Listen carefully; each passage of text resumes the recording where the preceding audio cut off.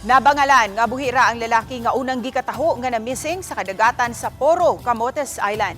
Samtang nagpadala na ang Kapitolyo og ayudang pagkaon alang sa mokapin 3,000 ka mga individual nga gipabakwit sa amihanang bahin sa probinsya sa Subo. Ano ang report ni Alan Domingo? Nahisama sa usa ka sapa kini kalsada sa Lanao Isla sa Camotes tungod sa bulog sa baha. Makita sa video ni Jasper Zan ang sug sa baha nga miabot na sa kabalayan. Nahitabo kini kagahapon adlaw tungod sa way puas nga pag-uwan mugna sa bagyong Upong.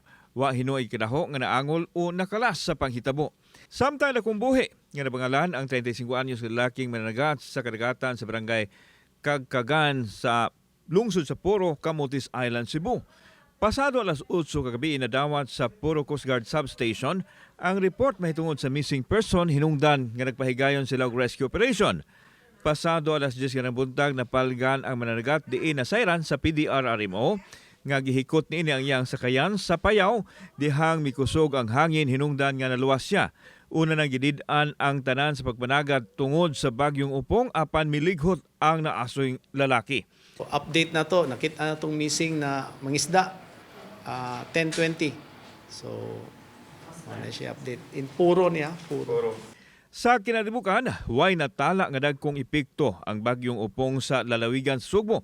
Hinoon isip preemptive measure gipabakwit ang mga mulupyo haduon sa kadagatan sa mga lungsod sa Northern Cebu. Obey local chief executive advisories, monitor sa tas atong weather advisories. Unsay sultis Coast Guard, tumanon gyud na nga kuan. So, di gyud pwede nga as of now canceled ang mga biyahe karon sa north and even some parts of the south. 960 ka pamilya o 3,883 ka individual ang ipahikling sa mga evacuation centers sa mga napiktuhan ng mga lungsod. Samtang mihatag na og pasiunang ayuda ang Kapitolyo alang sa mga bakwit. Dinay sulod sa warehouse sa Cebu Provincial Capitol ang mga ayuda nga giandam aron ipangapod-apod sa mga mulupyo sa kalungsuran nga apektado sa pag-igo sa bagyong Upong. Maabot sa 2,000 ka mga food assistance ang gipanghatod sa Kapitolyo pinaagi sa PSWDO ngadto sa mga lungsod.